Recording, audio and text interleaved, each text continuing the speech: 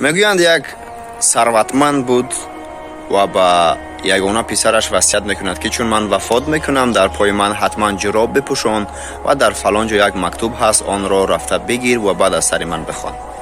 از بین سالها میگذرد این ثروتمند وفات میکند و به یاد فرزندش همون وصیت پدر میرسد و به مولا میگوید که پدرم وصیت کرده بود که باید به پایش جراب بپوشانه.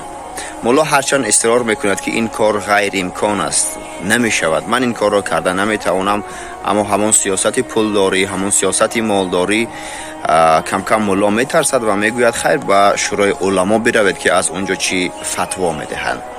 خلاص گپ این مسئله به شورای علما می رود و در آنجا مجلس برپا میکنند و بررسی میکنند که در پای این ثروتمند جراب پوشانیدن ممکن است، می شود یا اینکه نه.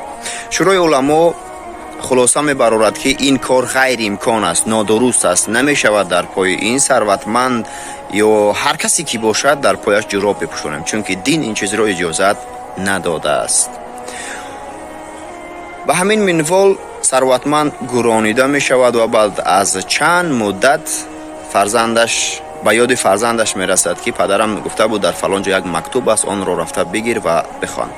مکتوب را می کشاید، آنجا چنین نوشته شده است: فرزندم، دیدی با وجود همه دارایی، همه مال و ملک، حتی یک جراب به خود برده نتوانستم. گمان میکنم که معنی این قصه را درک کرده.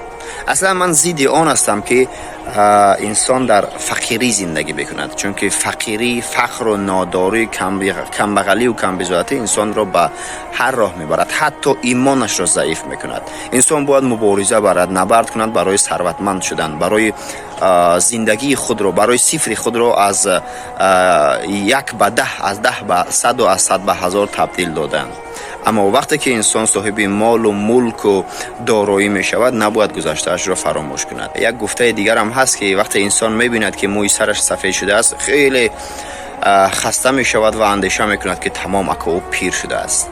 اما جای دیگر خواندم میگوید وقتی که شما می بینید که تارهای مویتان سفید شده است، شما اندیشه بکنید که چگونه موی خود را سفید کردید، صرف چی کار کردید که مویهای سر شما سفید شده است. صرف کارهای خوبش کردید، کارهای بد انجام دادید، یا اینکه چگونه بودید، نمونه عبرت بودید، یا اینکه نمونه بدی برای ده ها و صدها و هزارهای دیگر. دوستان گرامی، این قصه برای افکار بود. همراهان گرامی، برایتان عدالت عمر، آداب عثمان، راستی ابوبکر، سخاوت علی، خوبی ابراهیم، علم لقمان حکیم، دولت سلیمان، صبر ایوب، زیبایی یوسف، مهربانی و دلسوزی و مهر و شفقت محمد مصطفی، درود بر او و دعای 124,000 پیامبران دیگر را تمنا میکنم. عید قربان به هر یک شما مبارک، پرفیض پربرکت باشد و از پروردگار آسایشتگی هر دو دنیا را تمنا میکنم. زنده باد صلح، ثبات، آرامی در تاجیکستان و در جهان. تا درود دیگر.